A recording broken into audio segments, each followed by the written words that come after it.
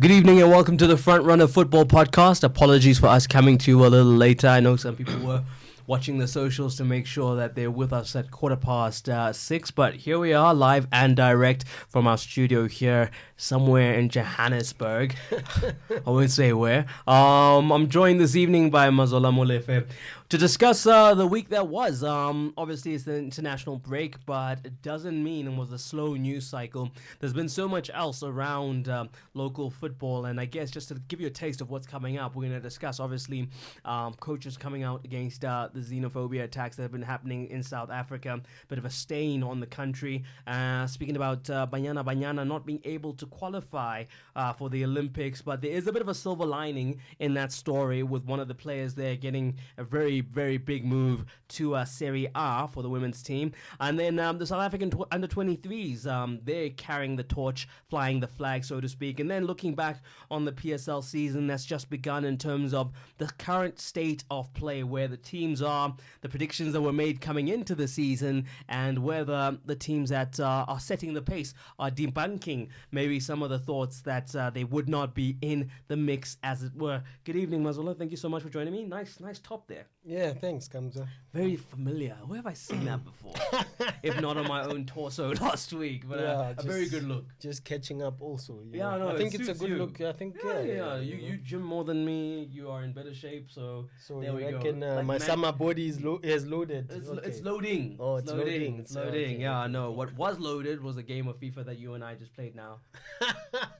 What happened there? You want to tell people? Fake news. Fake news. Listen, fake man, news. I know the truth. You know the truth. And there's a room of people who know the truth. Anyway, let's delve into, I guess, South Africa has been going through the most as a country in the last week or so. And, obviously, the whole attacks on foreign nationals has a soft spot as far as football is concerned, because our league is made up of quite a few foreign nationals who ply their trade here and actually help enhance the product that is South African football. Yeah. Then the coaches came out just to have their say. Yeah, exactly. It was a panel made up of Peter Mosamani, Steve Kompela, Wes Signorend, and Kevin Johnson. They had some administrators with them and the new Bafana coach in Molefe Ntseki. And just looking at this, groundswell of support for the good and appealing to the good in South Africans. How did you see that as far as them being influential forces in local football coming out and speaking out? Yeah, look, I mean, for me, it's a bit of mixed emotions. I'll tell you why I say that. I'm not one for talk shops, I'm one for decisive action, if there are xenophobic attacks, we should find a quick solution to make sure it doesn't happen again. Right. But at the same time, these are the clubs that have hired these foreign nationals. I mean, if a Kamabilia scores for Kaizer Chiefs, sure, whether you're Zimbabwean or whether you're South African and you support Kaizer Chiefs, you celebrate regardless of where he's from. Sure. When Dennis Onyango wins best footballer, best goalkeeper on the continent or what have you, if you're a Sundowns fan or you're from Uganda, you celebrate nonetheless. So, it has affected. So I'm saying mixed feelings from me, because I don't like it when people just talk and the violence is ongoing and all of that and it doesn't stop. Right. But at the same time, given the context here, I think it was important for the coaches to speak out. You had a Kalusha Balwa also there. You had you had his countryman Wetsi Nyirende also there. So you had you had a number of people from different countries coming together, looking to unify and calling a spade. And I think Kevin Johnson also shared a story about one of Amazulu's young players. He's 21 years old. He's a foreigner as well. He's just arrived. I think he just signed for Amazulu this season, and he was scared to go to training. So I think that's just the. And from what I understood and what I read as well, he stays in downtown Durban. You know, so he was scared for his life, and even Kevin Johnson extended his hand to say, "Look, you can come stay with me for a while. You have got to fear nothing, and you have to continue your job as normal. So what are the clubs supposed to do? Are they supposed to terminate these contracts just because these players are in the limelight? They are celebrities. Are they different to the very same people that are being attacked here in Johannesburg, and now even some sporadic attacks elsewhere in the country? What is the difference just because they are high profile and they are celebrities? So I was glad that the coaches did come out, but at the same time, it needs to stop. It has to stop. Yeah, definitely. Okay, I mean, I'll take this moment to open up our panel and welcome in Mark Strayton, who is also rocking the shirt, just to show that it's fit for all body types. I was just showing that it fits. Oh wow. Okay, Mark, coming with the controversy out the gate. Mark, I mean, you would have heard us just have a discussion around, the coaches coming out. Yeah. The coaches did their job. Are you sensing, in your reporting, in your kind of lifting the hood on the story, that the players themselves are kind of coming together as well to kind of denounce this? Has it been enough? I mean, you see a unified front with the coaches. Yeah. Have we seen anything similar with the players? First of all, sorry I'm late, guys. No problem. Had a car that I had to fetch in Rudderport, a broken car. It's Joburg. And understandable. I was driving home, and then Spiwe called me, and then I remembered I had to be here. But both are true. Okay, so I've seen it similar in Kune. I have seen some players on social media. I saw Itu made a statement. And then some of the comments in reaction are just, I mean, people are like, you have to say that because you're being diplomatic and blah, blah. I don't know, I'm sure. I can get caught up in social media. Yeah, no, I saw you and Mr. Bullard there getting into it the other week. Let's not talk about that in public. I think for me, I think players, but no, I don't think enough. I mean, I think like Mazola's saying, they've got teammates. They've got a lot of players in the I just think the PSL. But I think some players have, and it's been very vocal. Yeah. I'm not sure. Yeah, but I just think the PSL has missed a trick years ago. I think with the first wave of xenophobic attacks that happened, the really, really big one in 2008. I think that was an opportunity for the PSL. Given like the most high-profile employer. Given what the PSL is, and super.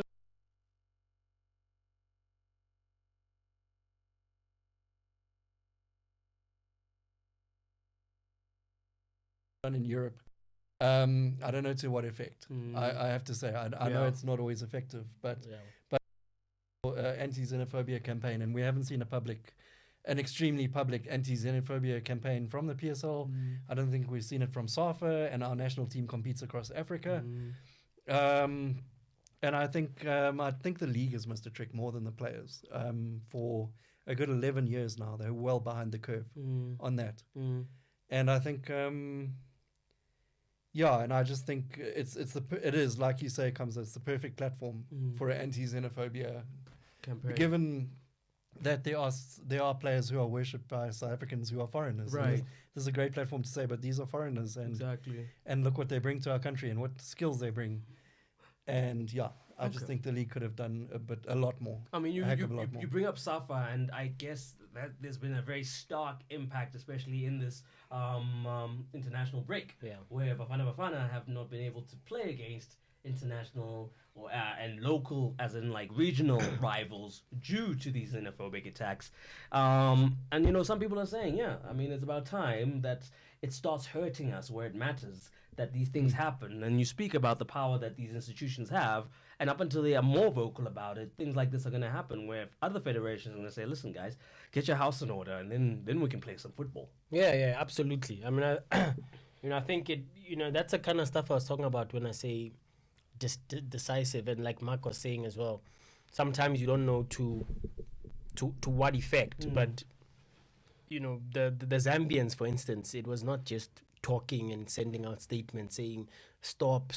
They pulled their team and said, you're not welcome here, because Bafana were actually supposed to go to there. Lusaka. Exactly. And they said, you're not welcome here.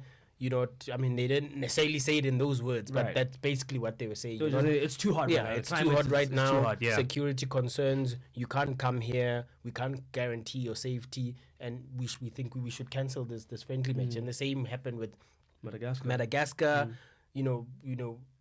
Safa were actually even saying some of the players and the staff were actually at the airport already about to board the plane when they got the phone call from different departments, different ministries within Madagascar to say, in fact, we shouldn't go to South Africa to play this friendly, having agreed in such a short space of time. So those are the kind of things that I'm talking about when I say I'm not one for just talk shops. If you're going to take a stand, do something that shakes it a little bit, because we've been saying before, everybody's been saying, stop it. We are against it, all that kind of stuff, political leaders, coaches, whatever, but some decisive step. And I think Mark is spot on when he say the league and the association have missed the trick for an anti-xenophobic campaign from years ago, from 2008, the most brutal one to date, burning men and all of that. So I think they should have driven that from the start, because our league has, I think it's the one league on the continent that touches every part of Africa as a whole, and it could have been, not to be a marketing gimmick, of course, but to send a message and take advantage of the fact that you've got all these foreign national stars on your doorstep. Well, let's hope something does get done when the league resumes. Hopefully, some moments will be taken in and around the matches themselves to kind of highlight what the country is going through, and maybe use that as a platform to engage the public.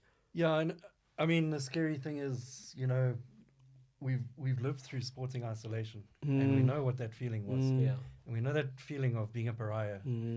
And us as sports journalists and players as well, we travel a lot on the continent. Sure. And yeah, you can sometimes get a bit of attitude from people. I mean, Yeah. South Africans can also give a bit of attitude. Yeah, no, Yeah. for sure. Like that's a natural thing. You go Yeah. to France, you can get attitude. Of Yeah. course. Of course. But generally, you're welcomed. But You're people were saying that, welcomed. they go around, they don't have to worry for their safety. Exactly. Yeah. And actually, people are really hospitable. So this is what worries me is also when I see on social media people saying, but the same happens when South Africans go in the continent. It's not true, actually. No. Yeah, it's not And it's based probably on people who don't even travel. yeah. saying that. Yeah, I think it's difficult because travel definitely opens your mind and does show you that Absolutely. that people are exceptionally welcoming to South Africans. And if anything, South Africans can be a bit like the Americans of Africa. And Yeah, we're a and bit brash arrogant. and loud. Yeah. And we're full of ourselves because we come from a country with a big economy. And, Right. and this can rub people the wrong way too. But but we've lived through sporting isolation, and to see, I'd hate to see us banned from an AFCON, but sure, a message needs, like Mazola says, just condemning is not enough. Yeah. And when it's action and when it hurts people, the sporting boycott hurt people back in apartheid.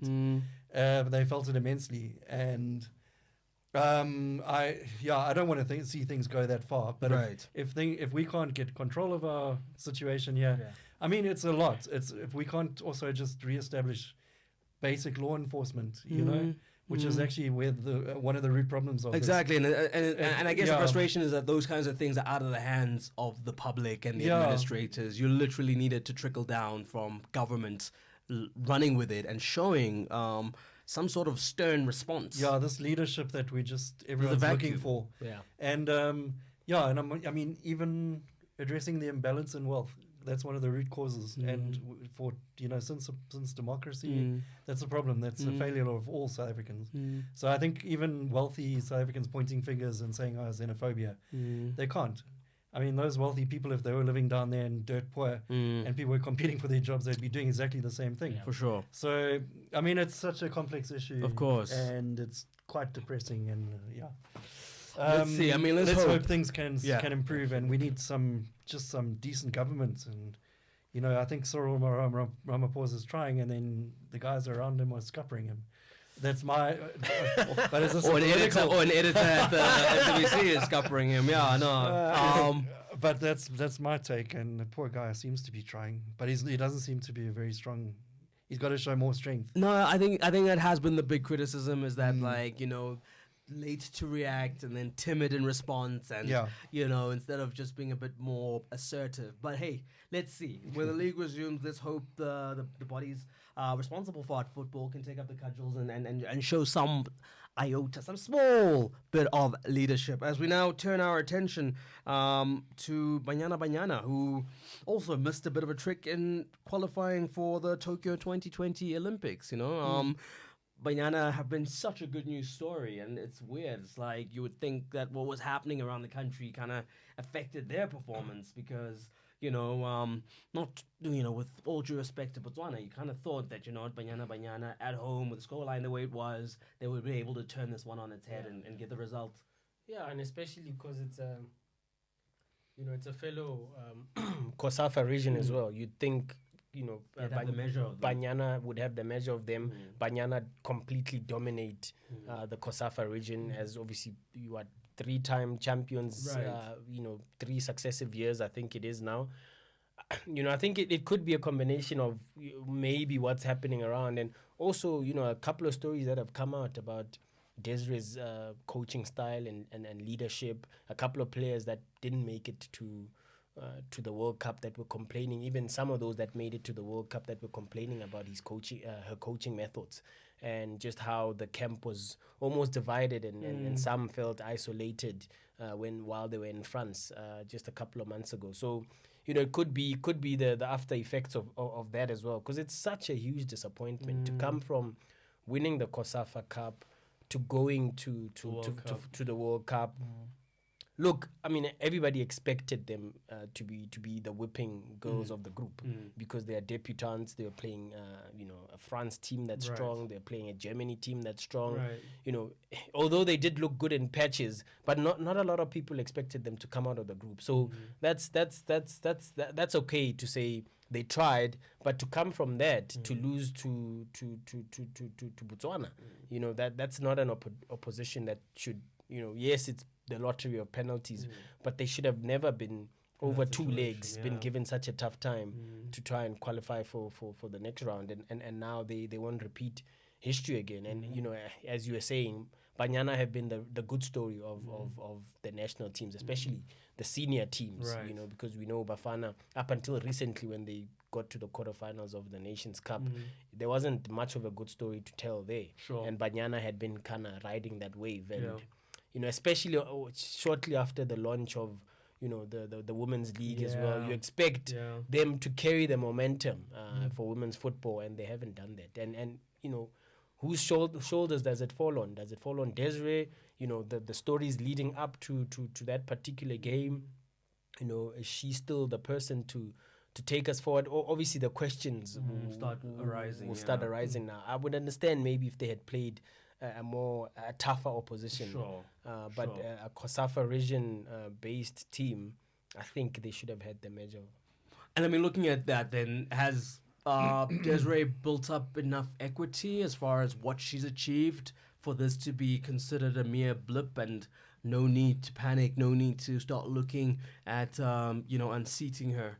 Has she built up enough goodwill for her to carry on? Yeah, it's a difficult one. And I think what Mazola is alluding to, it seems to be with Desiree, there seems to have been a bit of a player management kind of an issue. With certain players ostracized, and some of the players that were left out of the World Cup squad seem to rub people the wrong way. I even read her quotes after the game, and it just sounded a lot like kind of slamming her players a bit, which can be a bit... it's hard because you're reading the quotes and you're not there in the press conference and you can take it a bit out of context. Right. But she did seem a bit like having a go at her players and saying, how can you miss that many chances? And there's that point. But she was also making the point that this is South African football, and women's and men's. A lot of chances get missed. It does sound like Bafana completely dominated Botswana and just couldn't put the ball in the net. It's Banyana, did I say Bafana? Yeah. And that is an issue with South African football. But has Desiree got enough equity? She took a team to the World Cup. That's huge. Their first ever World Cup. I think the tough thing now is that it's a few years without qualifiers, actually, because I think we're out of the Olympics, and the next World Sheesh. Cup is far. Yeah. So I think it's almost 2 years that they're going to be no real Yeah. qualifiers Limbo, except for playing Kosafa Cup and so Yeah. on. And Kosafa Cup, we know Banyana, they couldn't beat Botswana, but they generally Do well. almost they win it quite comfortably generally each time. Yeah. And I think for a team that has become basically a top 3 team in Africa, absolutely, this is a hugely disappointing result. I think it takes a bit of serious analysis of the last few months of Banyana. Yeah, because it's still the same players. I mean, it's not So- a lot changed. So I think analysis, it's actually some real cold analysis of Desiree's performance and some of those decisions, and maybe some questions asked of her by her bosses, and then maybe they come to a conclusion about whether that's whether she's done enough. Yeah. Okay. Well, I guess it was really one of those where time will tell what happens with her. But silver lining, Refugio Jane, getting a dream move to AC Milan, barely has any time to put her bags down, and she's on the pitch against Napoli, and in a preseason game, and does well for them. I mean, a fairy tale story. It can only get better if she goes on to have a bumper season with them. Yeah, it's a huge deal for Refugio Jane. Jane. Yes. There we go. Well, you have players who use their middle names as their surnames. Refugio Jane. My apologies, Mr. No, Jane. I mean, it's a huge deal. I mean, when was the last time? Okay, you've had Tembi Khatlana, a couple of players, Mpumelelo Nyandeni. You've got players who've gone to Russia and the like. Yeah. But it's a huge deal to go play in Italy, and for a team of that stature, well established, it's a far cry from from playing in the dusty streets of Soweto with an amateur, basically an amateur women's football team. Because we know in South Africa, there are only 3 professional teams: Celtic, Right. Mamelodi Sundowns, and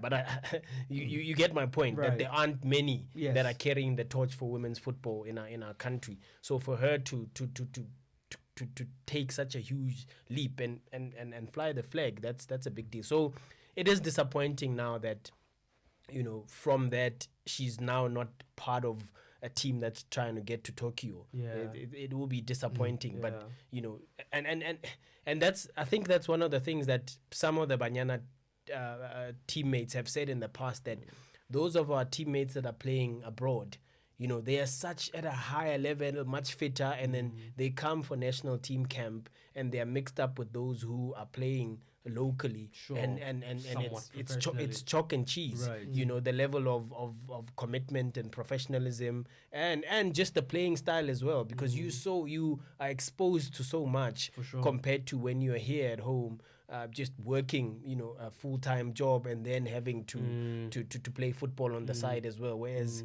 Refugio, for instance, and Tembi Khatlana's, that's a full-time job sure. elsewhere, Focus getting on that. focused on that and taking their game to another level. So real pity that she's not going to be part of a team that's trying to get to Tokyo, but a huge boost for women's football in the country, especially on the back of so many. I think she might be the 4th woman in our country who's joining a top team, abroad, and I think others are also going to play European Champions League as well for their respective clubs. So it's a huge step, even though it's less than 5, but it's a long way from where they've been. The stories that we were writing a few years ago, interviewing some of these women, that are working at call centers on the day, during the day, and at 5 o'clock they rushed for a practice session at Max Park or what have you. Right. So it's a huge boost. Okay, well, let's see. Hopefully she can kind of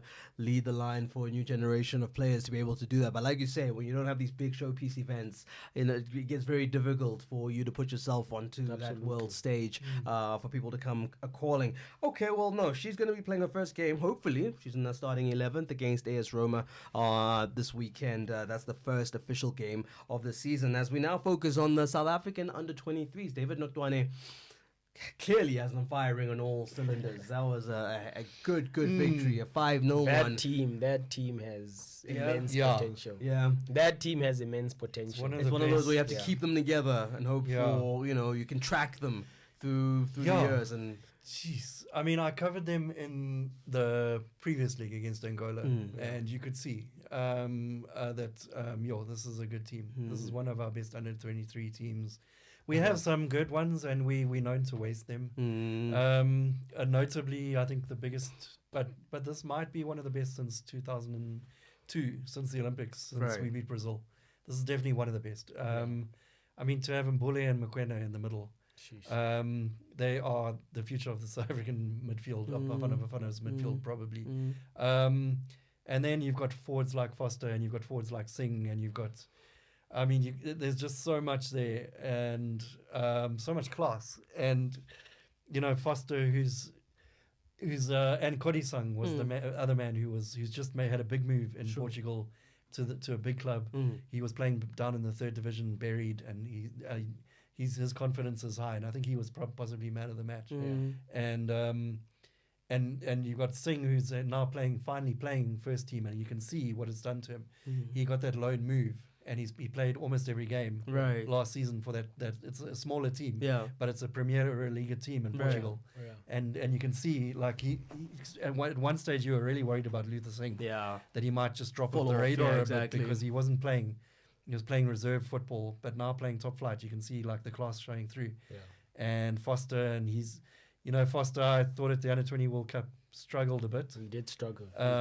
Quite a bit. I think that coaching level and the level he's getting at Monaco is starting to show. Yeah, and now he's probably guaranteed, regular game time now. Game time now, because he's gone to Brugge. right. In Belgium, he's going to be rivals with Pesita, who they, maybe also get inspired by what Pesi's doing, being, another player, South African player that's going to be in the Champions League. So definitely think like Lyle Foster is going to grow in confidence.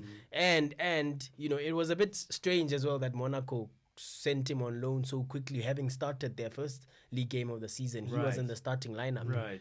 They lost that game, obviously, but you'd think it was a breakthrough for him to start the very first game of the season, stick around, and then all of a sudden he's off to Belgium on loan, which maybe the technical staff felt, well, he needs more game time. So if we keep him, He's not going to be able to he's get not going to that, be able to get that. Perhaps there were a few injuries, hence he had started at the time, but now he's definitely guaranteed. I mean, he had just arrived, I think, on a Wednesday, and on a Saturday or Sunday, he was in the starting lineup of his new team. So, he's going to improve. Luther Singh's going to improve. Kobamelo Kodisang, what a player! He's also now got a move. Also, I think he's in Portugal as well. He's in Braga, I think. Yeah, he's going to improve as well. So already you have a couple of youngsters as well that are already abroad, and their the mentality shift is immense. And then you have Mbule and Mokoena. Then you have a couple of other guys who are still have time as well. Definitely. He could still move. I mean, he could have moved to Germany, but I think the offer was too low from the club in Germany that tried to take him from SuperSport United. Right. You've got Mbule, who Caetano Tembo has been raving about since the start of the season. He's on form. His mindset has changed. He now understands what it takes to be a top flight football player and one of the best midfielders in the country. Right. There's still Pagamani Mahlambi as well, who's injured at the minute, and he, once he sorts that out, he's also an important player for the team. I think a lot of us are excited about what this squad can achieve. Look, if they don't make it to Tokyo, it will be a massive underachievement, I think. Right. It also shows continuity between the national teams is starting to really yield results, because a lot of these players coming through now went to the Under-20 World Cup, and a lot of them were at the Under-17 World Cup before that, and they're now coming through to Under-23 team, and they've got that confidence of playing at the highest level, junior level. So they, and it's starting to show, and that synergy, and it's starting to be leveled with where they're playing. And really professionally, so yes, there's a link exactly, up in overseas that, as well. And you get all of that, and then you've got that synergy between the coaches of the junior teams and the natural progression of players, and them not getting lost in the system, and there's a good under 17 generation there. Don't go through to the under 20s. That's been fixed to a large extent by the synergy between the coaches. It's changing a bit now with Senong gone, with Molefi going to Bafana Bafana, but that is, it's, you're seeing the results of that. So we need to carry that on. Just make sure whether Hellman becomes one of the junior team coaches but just some continuity with that. But it's, and so it's not just, there's a good generation, but they've also been playing at the top level now for a good 5 years in their junior categories, and that's really showing as well. It goes to show the importance of our players. Yes, you can start here, but there has to be that hunger to test yourself and improve and play at a level that is, you know, a bit further forward than ours, if we're honest. Yeah, definitely. I mean, look, you know, some of those players have been to 2 World Cups already. You know, you still have Ngobo at Kaizer Chiefs, who was unfortunate to get injured just before the under 20 World Cup as well. Right. You know, you still have Leshabela at Leicester City, who's you know, although there were question marks about, maybe it's because Thabo didn't trust him enough at the under 20 World Cup to throw him in there, but you still have him potentially playing for. I mean, you can't play for Leicester City and not be good enough for your national team, especially one that was made up of a lot of players that are playing in the MDC. You know, so that for me boggled the mind. So you still have that, and then you still have this crop of under 23 players that, as I said earlier, if they don't make it to Tokyo, that's a massive underachievement. And then you have Mulifi, who's got a track record in the junior national teams, now being the head coach. You'd think, your logic would dictate that he would be more open-minded about giving youngsters a run than Stuart Baxter was. You know, as we saw with Brashakes, I think Brashakes also gave quite a lot. I mean, there was the big criticism that Brashakes was just throwing away caps, you know, to whoever. But at the same time, he brought up a lot of young kids that he had worked with in the under 20 level to get senior Bafana caps. And, you know, and some of them turned, I mean, like a Rivaldo Cotier, for instance, they turned out to be actually good, solid pros that can sustain being in the Bafana radar. And we hope Mulifi can do the same. He'll be under pressure, of course, but he can blood them in slowly but surely. And I think David Notwane did allude to the fact that another vision with this team that's trying to get to the Olympics is for the 2026 World Cup. I think it was he said 2026 World Cup, and hopefully maybe, you know, a few of them can also carry the torch and make it to the 2022 World Cup if we qualify, of course. For sure. Okay, well, something to be optimistic about in this dreary week that's been. But congratulations to the under 23s. They do play the second leg tomorrow. You know, 5-0 lead. You kind of think that it's wrapped up. I hope they do not prove us wrong. But yeah, it should be done and dusted for David Notwane's men. But congratulations to the boys. As we now turn our attention to the league, which will resume in earnest pretty soon. And I guess here, guys, it's just a snapshot, you know. Is it, you know, looking at some of the moves, we were all, oh no, you weren't there. We were at the offices last week, Monday for transfer deadline day. I was watching. You missed out on a deuce. Oh, it was It's frantic. Could have fallen asleep. It was crazy. I was watching one line and I fell asleep. No. Well, You look, had I the mean, right idea. look, in the end, you know, we had one Quinton Jetu come in, Save to the night. Save the night, and basically. give Yeah, us yeah. something to report on, and that was, of course, Jeremy Brocky going down to Maritzburg United. And I mean, speaking to him, when I asked him, when did you know this deal could happen? He said that same day. Yeah, I also find that a bit strange. Yeah, Like, I don't. that Mike McCarve had kind of the whole transfer window to find somewhere for Brocky, and it sounded like he was trying to find clubs for him. He approached Maritzburg, according to what Quinton said that day, on the last day. I mean, there was the whole transfer window, and surely player clubs are interested in Brocky. Yeah. Well, I read that Brokey, and we know Chiefs were interested. Weren't they? I mean, there were a lot of interest, but Right. I think the issue was the salary as well. You know, which Quinton wouldn't reveal, if I'm not mistaken. Whether what's the breakdown? exactly Who's what the paying what? arrangement is. Yeah. Will Maritzburg cover the full salary or a percentage of it? So I think that's the other thing. Mike had the entire transfer window, and you know, he only got a deal on the last day. You know, and that just shows how tough it is, because how many players, you know, elsewhere, whether it's Mamelodi Sundowns or Kaizer Chiefs, wherever, who are still, to use the word in inverted commas, stuck at the clubs when they actually wanted game time elsewhere. Negotiations are tough, especially when it includes salaries, and especially a player. I mean, Mike is on the record saying, the Brokey deal is going to be very complex to do earlier when the transfer window opened. That it's going to be very complex because he's paid well at Mamelodi Sundowns, and they paid a substantial amount of money to get him from SuperSport United. Right. So, but when Quinton talks about on the day, I don't know about that because Brokey himself in an interview, I think when he was already at Maritzburg doing a couple of interviews with some journalists, he said he would like to thank Patrice Motsepe for making it happen because he painted a picture that Patrice and Farouk Kadodia were on the phone together and made an arrangement together, and then that's when the ball got set in motion. So I don't know if it was on the day, because it would have been extremely difficult to pull it off if it was actually on the day that the first time the two clubs discussed a potential deal. You would think so. Yeah, I think it would be. There is also that Maritzburg have had a bit of a dodgy start.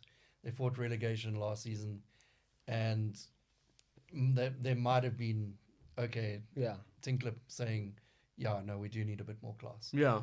I mean, for it to happen on that day, I mean, that's the way Quinton painted it. But I mean, it could have. Yeah. Look, I mean, also on the salary thing, I guess, you think to yourself that maybe what he brings in goals and quality is way more than that's relegation. Yeah, but I think it's and gonna if they be. don't concede. Yeah. I also think it's gonna be very difficult. The reason why I say that is because Mamelodi Sundowns, with their class and their quality, yes, he did admit that the style of play didn't suit him. Yeah. But he scored one goal in 1.5 seasons. Yeah, in 1.5 seasons. At SuperSport United, yes, obviously we know his track record there. Sure. But when Tinkler was there, he went 3 months without scoring a goal. Yeah, and actually you complained that Tinkler used to substitute him off too early. They didn't always get on, right? Which is strange. Exactly, and because Brocky says he scores in the last 15 minutes when people are tired, and Tinkler always pulled him off. Exactly, which was strange.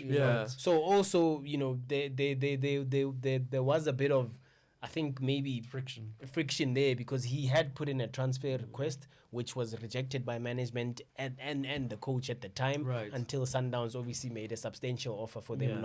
They couldn't say no to it, and they had to let him go. So I was surprised when it had emerged that the team that he's going to is Maritzburg United, because I looked at the track record and what happened in his final few days, months at SuperSport United, and Tinkler was the coach at the time. But sometimes when you're ready to play and you just want to be free again, you just want to start playing football again, and obviously Tinkler could use them, because obviously they lost Lebogang Mabue, they lost Ndlovu Makaringe, big players. I mean, they've made some signings, but they've gotten off to an awful start, I think. And you could see that they're lacking firepower up front. So if Brokey, he's 31, will be 32 soon.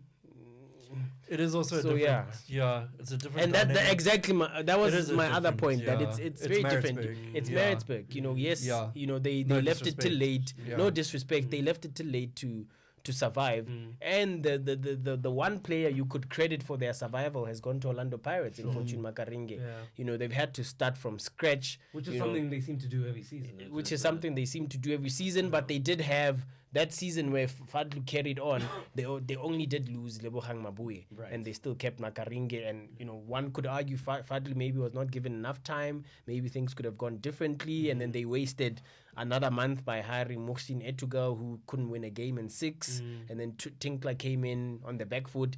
But my point is, the class of SuperSport United and Mamelodi Sundowns, when compared to Maritzburg United, very different, and that's why I'm saying I think Brokey's gonna be, under a lot of pressure, maybe from himself, and maybe obviously it's not as big a club as Mamelodi Sundowns or SuperSport United, so he might not, he'll have time, even when he's not getting the goals. No one's gonna boo or ask the coaches why you keep playing the guy who's not scoring.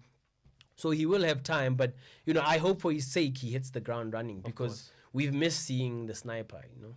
Yeah, he'll. I think yeah, he will get game time, and it's funny. Like when a player loses that touch, it can often be hard to get it back. And like Mazola says, Fernando he's Torres, 31. anyone? But you don't see anyone else being a star striker There, when yeah, Jeremy Brocky's at Maritzburg United Sure. ahead in the picking order. Sure.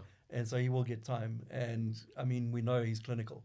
I think his clinical football fitted in with the clinical football of Supersport. Sure. And you saw that to some extent at Sundowns. It was weird. I actually thought it would really work. Yeah, I thought a think lots of clinical people did. striker and that amazing creativity of Sundowns would really, the really work. supply that he And gets. it's funny that it didn't gel. But he seemed to just put so much pressure on himself. Yeah. It wasn't the Brocky, like when he got chances, he was fluffing them. Yeah. And it was really strange to see Yeah. that. And eventually Pizza had no option but to give up on him. But and there isn't that pressure at Maritzburg. Yeah. Maybe he'll just start enjoying his football again. Well, But I think it's an interesting signing. It's also a bit of a risky signing because, like Mazola says, he's 31. And if a player, sometimes when you lose that touch, you just don't know. You just don't know how to it's get a it back. loan. I guess if it doesn't work Yeah. out, everyone can just walk away from it and say, "Hey, we tried." Yeah. And which is basically what Sundowns have said in the case of George Libis. Yeah, they were like, "Hey, we tried. George, here's your clearance. Yeah. Good luck." Yeah. What do you think now? What's his next move? I mean, Sure, it will be very interesting. Look, I don't think there'll be. I honestly don't think there'll be a shortage of suitors. Yeah? of suitors for George Libisi. He's immensely talented. Some have argued that he can come off a little bit lazy, which is why one of the reasons maybe he would have struggled at Mamelodi Sundowns. But let's not forget, perhaps maybe promises were made to him at Mamelodi Sundowns, and he would argue that he never was given, as he has said before, I think in an interview with Mark and several other interviews after that he was never really given a fair shake. I'm surprised that in his farewell letter he didn't come out as firing, but I think at the time he was so desperate to get out. Yeah, and to grateful in the sense that listen, we're not going to stand in your way. Yeah. There you go. So, I don't think there'll be, he'll be short of potential suitors, but, again, and Pizzo has said it time and time again, if these players want game time, it's easy. You can go get game time somewhere else, but take a pay cut, Well, George has essentially accepted that by asking for his clearance, so which means he can start from any salary base. Right. But I don't think he's just going to settle for anything. I mean, it's probably the case with Yeye now. Yes, okay, age-wise, it's different. He's 37. Right. But at the same time, he's had numerous offers. But he's not just he won't just take an offer that comes his way just because he's desperate to get a team. Sure. So I think George might probably approach it the same way, and see what happens. But I won't be surprised if he gets a team soon. Where would you think he would be a good fit? Where do you guys kind of think they need George Lewis's services? I thought he might have, yeah, sure. It's a tricky one. I don't know about I don't know about one of the bigger clubs. I think kind of a mid-table-ish, a Celtic. I don't know. Yeah. Amazulu, that kind of club. Yeah, I actually think Maritzburg might have been a good club for him. Yeah, I don't look. Also, ambitious little club, and they need some quality. Also, the pace of the change, the pace of the game has changed a little bit, and I think, in all honesty, and I think we saw it when he went on loan to SuperSport United. George couldn't keep up. George couldn't keep up, and you have to understand that maybe he lacked a lot of match fitness because he had spent nearly a year where he wasn't playing much. Right. And Gaetano did try. Yeah. Gaetano did try to give him a lot of game time, but you could see that he's struggling to keep up a little bit. Right. So you need to go perhaps like what Sianda Kulu did when he left Kaizer Chiefs.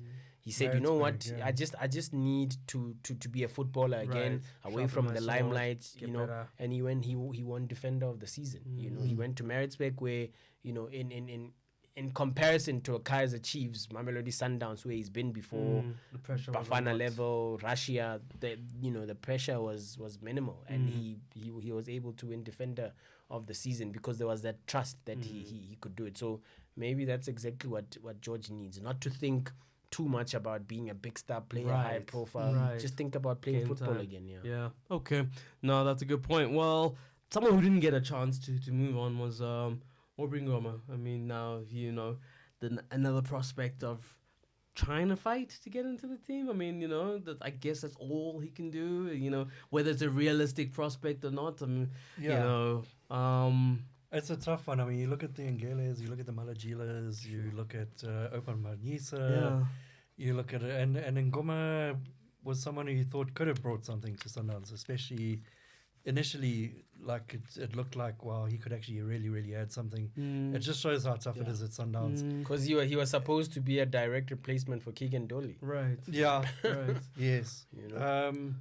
He's also a versatile player. Like, you can So you would think that's... He can play fullback as well as the utility... like Moreno, who's sort of fitted in everywhere. But I guess Tapelo Moreno's just...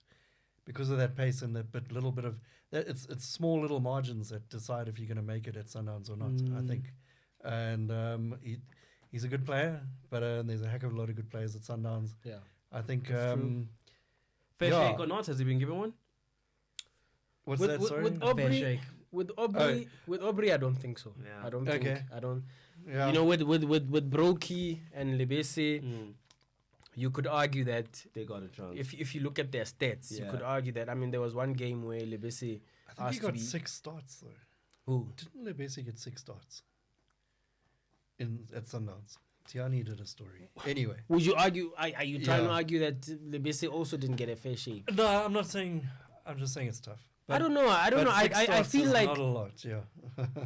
I don't know. I feel like Lebese did possibly, maybe. Yeah. I mean, you could argue differently. I mean, I don't have the stats in front of me, but also that's not enough, because obviously when Lebese also arrived at Sundowns, they did say he arrived a little bit overweight. Right. Excuse me. He arrived a little bit overweight, and they had to work on his weight as well. Yeah. So once that was completed, then it was trying to get some game time. With Aubrey, I don't think Aubrey got a fair shake.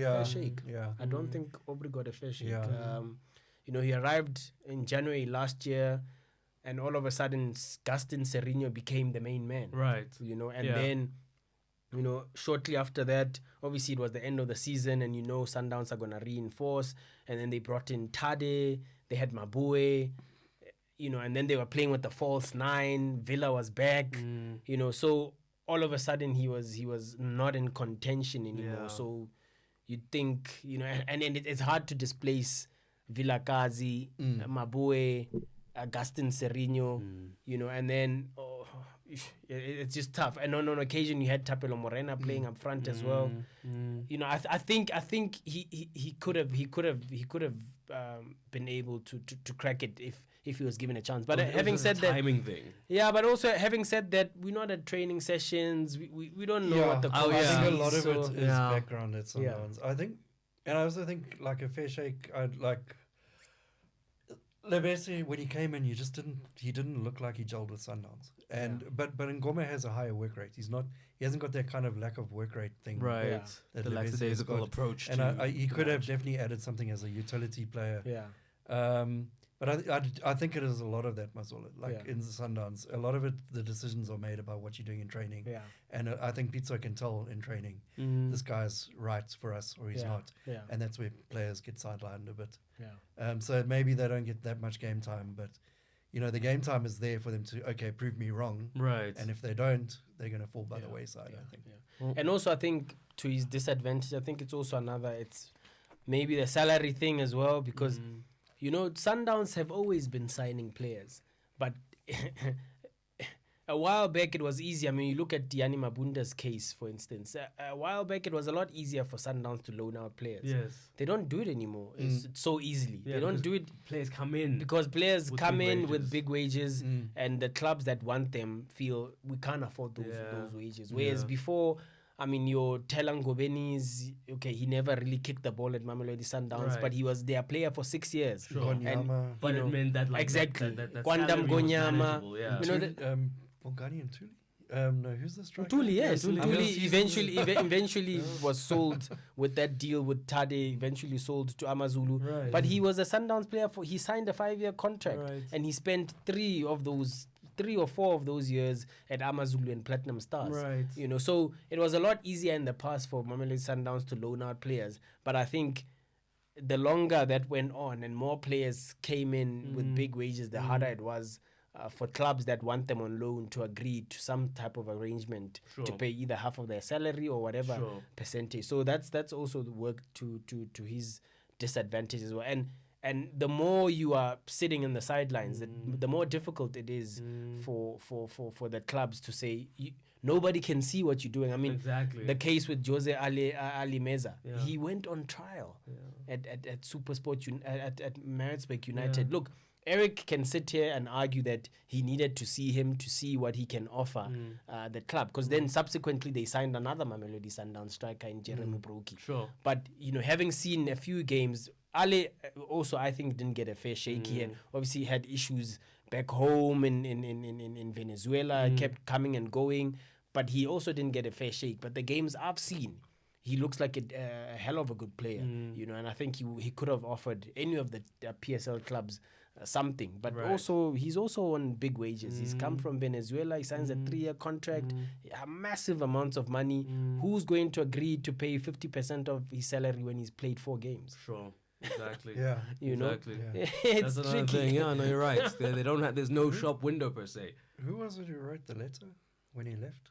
Well, that wasn't Meza. It was No. That was the guy. Silva, Tony Silva. Tony Silva. Yeah. Tony Silva. The open That letter. had nothing to do with Lebese, did it? No. No. He did mention. He did mention. He Saying did that he'd mention been done Libisi. hard by. Done by. Yeah, he mentioned Libisi and Jali, I think. Yeah, in- that's in- right. He was in- saying in these his guys letter. never play. Yeah. Yeah. And that's the other thing. The letter was written by a guy who actually the first couple of months at Sundowns, because he was only there for 6 months. And go look at the stats. Tony Silva played quite a lot. Yeah. Tony Silva played Yeah, quite a lot, yeah. and then at the end of it, he left, and then he wrote that letter. I heard things about he never wrote the letter. But anyway, let's, What else did you hear, Mo? let's not go there. Oh no, Mark, We're gonna where are bring you you going some with front this? runner Don't let football a forum night sessions. Yeah? Where we're just gonna have a front runner night Let me session start the rumors, where we're just yeah. gonna like say stuff and we're gonna pitch your voice and then no one's gonna know it's you and then just kind of let out all the juicy secrets. rumors. Yeah, the rumors. Don't se- worry. the We will secret play journal. the right ones. We'll play the right clips with the affected voice and not Yeah. do a Cyril on you. Okay, and then in terms of some moves overseas, gift links. I mean, once again, seeing youngsters kind of make the push overseas, and going to a Danish Superliga side, which once again, not the most glamorous, but you want to get better as a footballer, you're gonna get tested out there. Yeah, definitely. I mean, he's what? How old is He's he? 20. 20, Yeah, 21. he's 20. He's got the future ahead of him. He's part of the squad now that's trying to get to Tokyo next year, and he's got huge potential. I mean, this is a player who went to go play in Egypt. I like his At attitude. 19, Yeah, exactly. At 19, for it. he just goes into the wild unknown. It's like, who is this guy? He's And then- got a good attitude. Yeah, He'll go where exactly. Where he needs to to play, develop yeah. as a player. Absolutely, and I think Gift is He's gonna grow. I adventurous, think Gift is only gonna grow, and as soon as you also go abroad, you are on the radar of national team coaches now, because David's looking, and Zeki will keep watching. Yes, he was doing okay at Cape Town City, Right. but at the same time, you've got competition, especially in midfield for Bafana and wingers and all of that. But now he's got an opportunity. He's playing at a, one would argue the Danish Super League is a higher level than the Premier Soccer League. So let's see. And like Mark is saying, he's got a great attitude. I mean, that whole stint in Egypt out of nowhere. I mean, it was quite remarkable. You're this reading about a South African this player. It's 18, like, 19 what? year old. Unbelievable. And considering his age, Yeah. he's 18, 19, Yeah. and So he's much in. easier to stay you know, there and he- be comfortable. Exactly, And then he was like, exactly. no, I don't want that. Exactly. So And he played. Yeah. And also, I don't think he just kind of came back with his tail between his legs a bit like No, maybe, no. maybe Matlambi. I mean, no. okay, yeah. Al Ali was a heck of a big club. Yeah. Right, yeah. Could have been but- too much too soon for But Matamba, yeah, no, I think he had I remember speaking to him just after he got back, and he was like, I've learned so much. And I mean, that's what That's the whole not point, a lot of isn't our it? players Yeah. have that mentality of going Yeah. somewhere to learn where it's tough. Yeah. It's not always, I think that's really good. Yeah. And plus he's got ability. He's really skillful. Really skillful player. No, well, we wish him all the best. And I don't know if the Danish Super League is better. I mean, I think it's like probably more organized and more physical, and that's where it's nice. That's where like if a young player like that can go to a league like that, and they have to lift their games because of the physicality, Right. and the structure, and yeah. But it's a good shop window to be in. Yeah, and it's a great shop absolutely. window to be in. For you, It probably is a little bit higher, Probably, Yeah. Maybe Yeah. not that much Yeah, higher. marginally. But it's that Let's say different style of marginally. play that he Yeah. can adapt to. That can really. But it's It's probably like it's probably also like going to Belgium, Exactly. A lot of Yeah. our players will say it's not that different, but Yeah. also the physicality and maybe just the level of professionalism and whatever. Just small margins. And the Belgian league has become a nursery for big talent. Oh, now. absolutely, Yeah. absolutely. You've got players going to France, Yeah. Spanish La Liga, and the English Premier League. Yeah.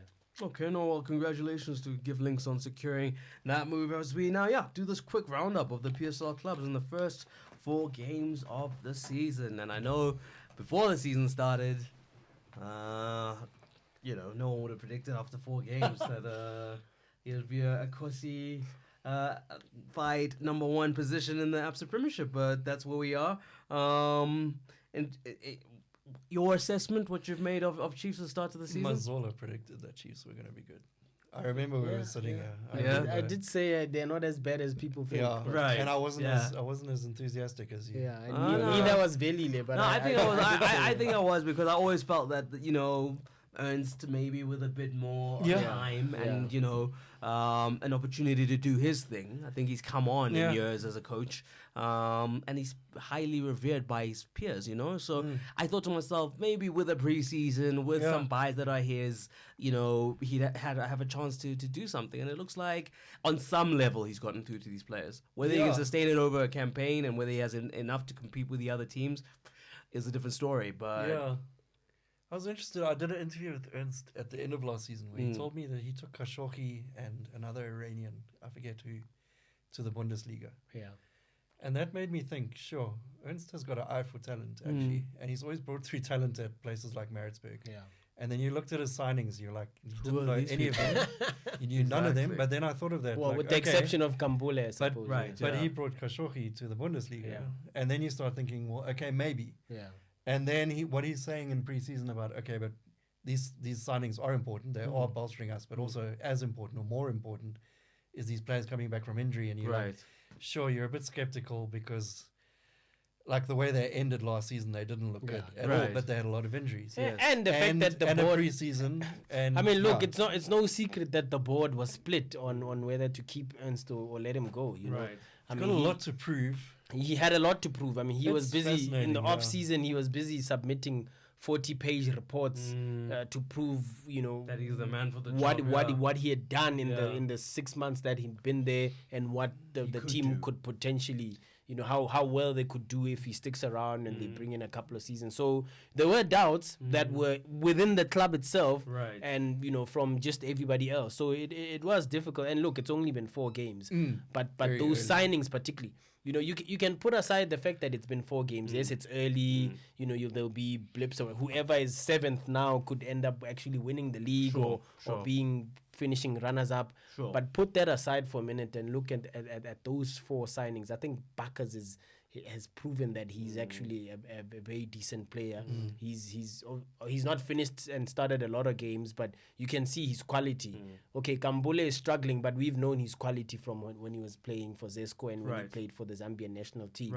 Nukovic, I mean, he's I think by now people are thinking, okay, well, doesn't matter. It doesn't necessarily matter what happens now. He looks like he's decent enough. What happens from here on, it's on him to maintain what is, the only question marks are on James Kote, and that has always been the case because Simba didn't renew his contract, so you'd argue, Chiefs needed, another defensive midfield player or whatever. But as soon as they signed him on a free on a free, and at the same time Simba in Tanzania didn't think he was good enough for them to offer him a contract. There are some doubts there, and he can't even break into the Ghanaian national team. So, But let's see. Middendorp says he needs more time. Let's see. The things I'm hearing about Cote is interesting. And also you just wonder sometimes with these clubs, was he asking for too much money? Yeah. It wasn't necessary. I think he was a star player there. Yeah. I think he was a big player. Sometimes players fall out. Perhaps. Maybe he's a bit eccentric. Yeah. Yeah. But what I'm hearing is actually he could be interesting when he finally gets to play. Okay. Because Ernst did say he's a little bit behind. With the schedule and all of that, because towards the end of his stint at Simba, he wasn't playing a lot of games. So I believe he's someone who could actually keep a Malelek or a Katsande out the team. Okay, Katsande is out the team, and that's also interesting. Yeah. To see Katsande sidelined and no one's even blinked about it. No, absolutely. Which shows that the people doing the job there are doing a good job. Absolutely. And Manyama is like a signing, the way he's been playing. And Matoho. He's been excellent. He's been Matoho, superb. as well. Matoho, Chipping in with goals. Matoho, and he could be huge for Bafana if he comes right. Yeah. And he is slowly getting that confidence. You can see it. He's not what he was, but he's had an amazing start for what the last 2 years have been. Yeah. And then you still got Kosingibile, Ngobo, you've got Happy Mashiane.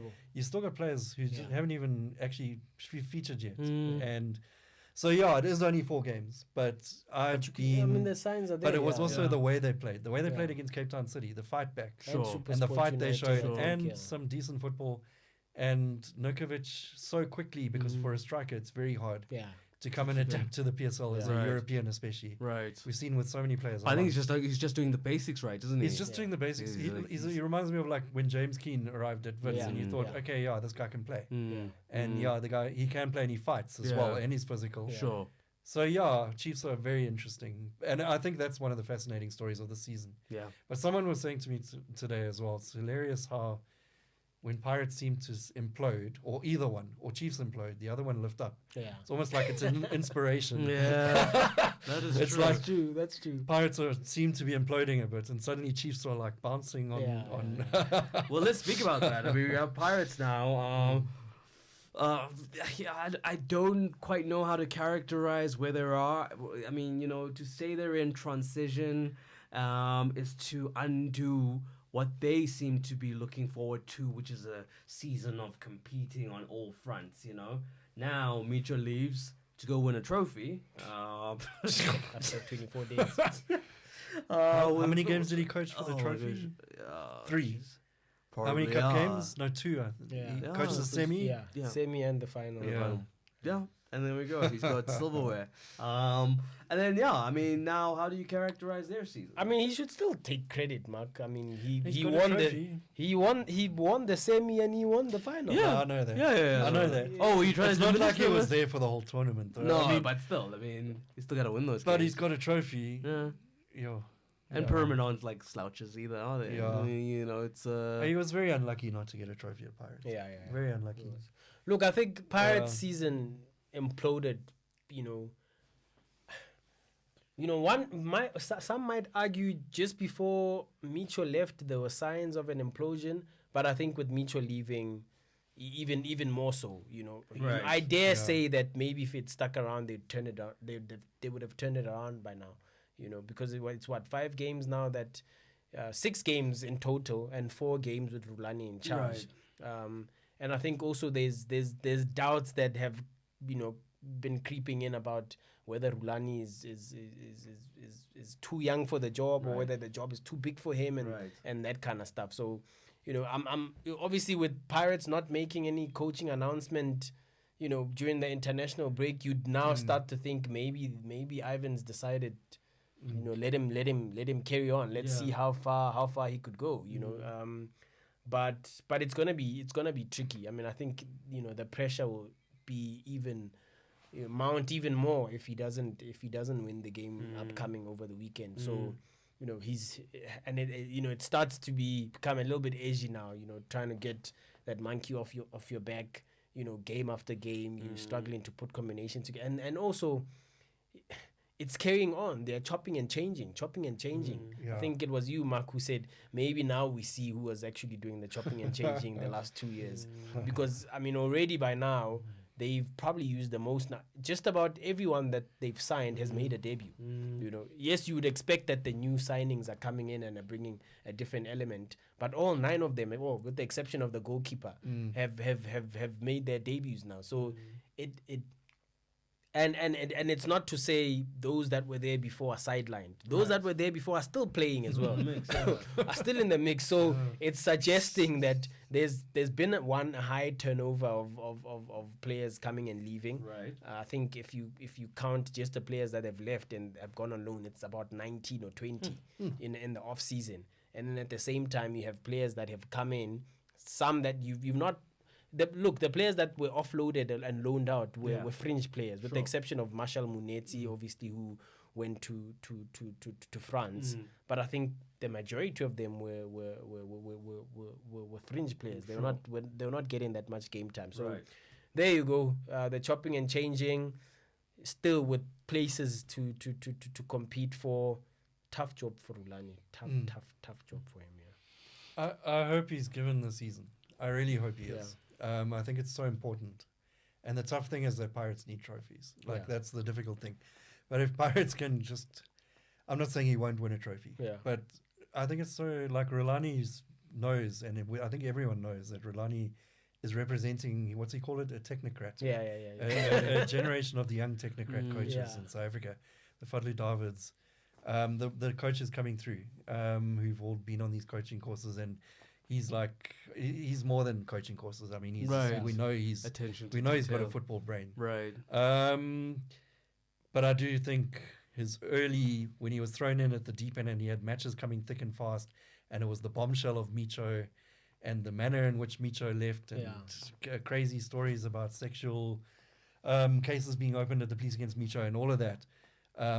Rulani maybe showed a bit of his youngness as a coach, like Mazola says. That's where you maybe just keep things simple a bit.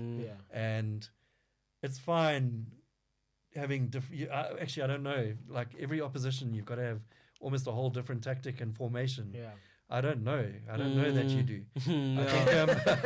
I think you're Orlando Pirates, and you must stamp your authority, and you must have some consistency, and you must have, and I think if you're going to be snapping between formations game by game, you've got to have a team that's...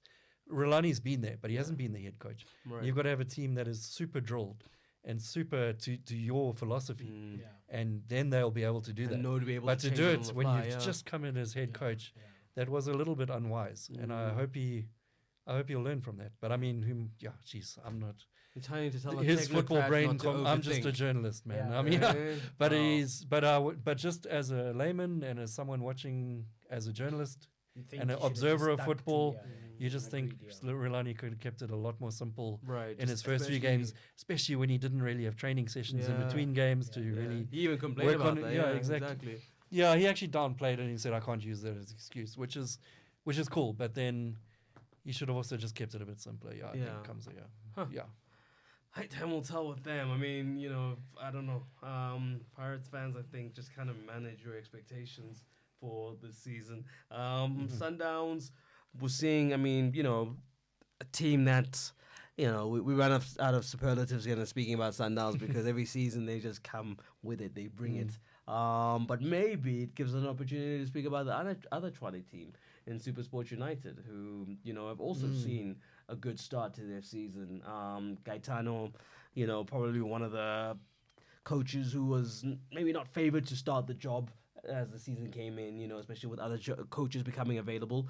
But here he is. I mean, given time, given some resource, brought a couple of players in, and, it seems to be coming good. Yeah. Whether they're going to unseat, their neighbors, I don't know. But, yeah. I think the most important bit of business that SuperSport did this transfer window was to keep Aubrey Mudiba, Tebo Mokoena, and Bradley Grobler. Right.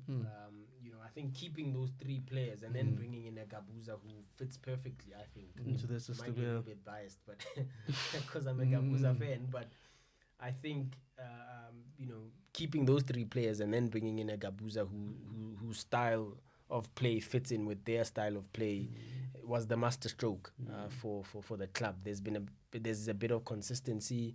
Nobody really left. Yeye wasn't playing that much. Those who've since gone were not regulars. They were already being phased out. And Ronwen Williams, had a great Nations Cup up until that last game against Nigeria. But you can see he's carried that form and that confidence as well. They've taken big scalps as well. I mean, beating Vets in the manner in which they beat them, beating Orlando Pirates when everybody was raving about, how Orlando Pirates would going for it again this season, and Micho was still there, by the way. So, and it's always that game that makes coaches rethink their future. Yeah. Pirates game. Pirates coaches. Anyway. It's taken a few Pirates coaches' scalps. Mushin, notably. Exactly. On live TV. So I think Super Sport, definitely potential title challengers, especially if they can go on and win this MTN 8 trophy. I mean, they've got a tough test, obviously, in the second leg, MTN 8 against Mamelodi Sundowns, who also want this cup badly. If they can beat them and then they face either one of Polokwane City and Highlands Park, not a foregone conclusion that they'll win it, but you think on paper and on form, they're the better side. And if they can win that trophy, I think, and they don't have the distraction of a CAF interclub tournament, and you'd think they can kick on from that, but you never know what could happen. Maybe Pirates might come knocking again for Khobla in January. I don't know. But if they hold on to those players, or Mokoena the German club could come back again. But if they keep that squad, jeez. True, keeping those three, that was very, and giving Cartano that backing, that he can keep those players. Yeah. And another big piece of business they did is, like you say, wasn't really playing so much, but just letting Yaya go, as great a servant as he was, and the class that he's always had. Yeah. But he was just getting that little bit long in the tooth, and that just opens the way for you. You've basically told him Bole that now you're going to step up, and we opening that place up for you. And he's actually pretty much guaranteed a place. And there's Jamie and Weber that three-man midfield, that three-man midfield of Furman, Mokoena, and Mbule is phenomenal. Yeah. And can be, that really is, I think, one of the biggest things. That plus you got the sharpness of Bradley Kabuza coming off the bench. Modibo, who's been around so long and is still so young, and still so much energy. And Ronwin, who's just had a flippin' Nations Cup from hell, and has grown immensely from it. I mean, he's been could be a model of consistency. Season, he's never been quite a model of consistency. Last season was the closest he's come. And I think he really could be this season. So, and that's those are great players, and Cartano seems to have got them gelling beautifully. So, okay, cool. Yeah, I like the look of them. I actually had this brought to my attention, and maybe you can, shade or no shade. You let me know. It was not to me as I bring that up. My iPad dies. But basically, if I'm going to paraphrase Mitro saying that there were doubts elsewhere, what do you think those... I was going to bring that tweet up, and I thought, no, that's too controversial. I mean, we could be catching it. You didn't have to say that. Yeah, it could be two things. It could be, was he referring to the whole the sexual case, or 2 years without a trophy, or 2 years without? I'm not trophies. Capable of winning trophies. I don't think he was talking about the trophies. So I don't know. So it could be it's whatever you can take out of it, because he, in that tweet, he mentions that this is his 16th major trophy. So in 5 different countries, there were doubts elsewhere, but I've won 16. But also some who are skeptics could come in and say, but look at the countries that you're talking about where you won those major trophies, and which team you had, and which teams that you had. You had a team that you could put me in charge of that team, I could win a trophy, but a trophy is a trophy nonetheless. Just like with Nukovic, 23 goals in 28 games in the second tier, and so Slovenia or Slovakia, he still had to get the job done to get the goals in the back of the net. So it's 16 major trophies, I guess. Yeah, there we go. But this is the big one. This Zamalek one is big, It's a little bit tainted that he's only coached like 2 matches. For me, a couple of weeks and then he's got a trophy. He can claim it fully right now. He hasn't been the architect of the tournament victory, but how many games is that tournament though? Maybe that's another thing we have to check. Yeah, but I mean, like It's the Egyptian Cup, huh? Yeah. So it's like the FA, the Yeah. Nedbank Cup. So it's what? It's So 6 games more? yeah, for a top flight team, probably. Yeah. But look, I mean, I think it just also says that whatever his philosophy, maybe it was so simple that he got in there and just simply put was able to, and maybe that's what, like you say, when you have a technocrat who overthinks things, maybe that's the difference. Yeah. That's you have one guy who comes in and says, I'm going to keep things simple. Yeah. Uh, Mitchell did a good job and with then- Pirates. He did. I mean, he didn't the way he got them to being runners up in his first season. A lot of coaches talk about building. He had them competitive almost immediately with a 2-week preseason. Yeah. That's He what did I'm a good saying, job. that he sounds like a guy But, who knows how to I keep don't it know. simple, stupid. Some of my personal dealings with Micho after he left. And It's nonsense. The man said. went to Egypt and told Egyptian journalists that he didn't speak to me in an Yeah. interview. I'm Yeah. sorry. know, Gives me doubts. Gives me doubts suddenly. About his Which I never had personality. in 2 years. Yeah. In 2 Okay. years. Like, that's weird. That man. is weird. That's weird. Hey, And he told me he was in why is it so Istanbul weird? and he was Yeah. in Joburg. Yeah. What? When I spoke to him on Saturday morning after you quit, you don't Yeah. know the story, Yeah. Hamza. I don't know. And he told me, no, that Zamalek story is nonsense, total Yeah. nonsense. Yeah. I said, where are you? He says, I'm in Istanbul, I'm away to see my mother. He was still in Joburg, hiding from the police. And that's like Oh my dodgy, goodness. man. That is very dodgy. And then when he gets to Egypt and they see this story and they're all like, what the hell? Yeah. And he's like telling Egyptian journalists, oh no, I never spoke to that journalist. Yeah. Meanwhile, And then- fact. And that you then spoke to when him. I get hold of him on Twitter and Yeah. ask him about it, he says, no, I didn't speak to that Egyptian journalist. so The Egyptian amount of journalists- twisting and turning Oh my goodness. that he did, Yeah. What a contortionist. claiming he didn't speak to people Yeah. and lying, It's crazy. just makes you bring shows doubts. about- some doubts that I Yeah. never saw in 2 years of knowing the man. Yeah. I always thought the guy Same. straight down the Same line, here, Yeah. same here. and it was weird. What a strange way to go out. Yeah. I'll Anyway, never forget him anyway. that's just my personal. When on the Kabuza apology, when he just comes in at the end of the video, he just chills on the side with his hand on the hip. When they do the squat thing at the end, just like, wow, this is Micho. He seemed like a very relaxed guy, but dodgy behavior now towards the end there, Mark. Yeah. Thanks for... Look, he left the country under strange circumstances. So I he guess. did leave under unusual circumstances. guess I'll give he him did. that benefit of the He doubt. did. He But did. it was strange. Okay, well, yeah, guys. Hopefully, yeah. And this week, let's see what happens with all the football. And as a country, I hope we can also, just heal a little bit from what's been happening over the past 10 days, 2 weeks that we've been in the strange kind of quasi. Days. Days, I guess. Yeah, exactly.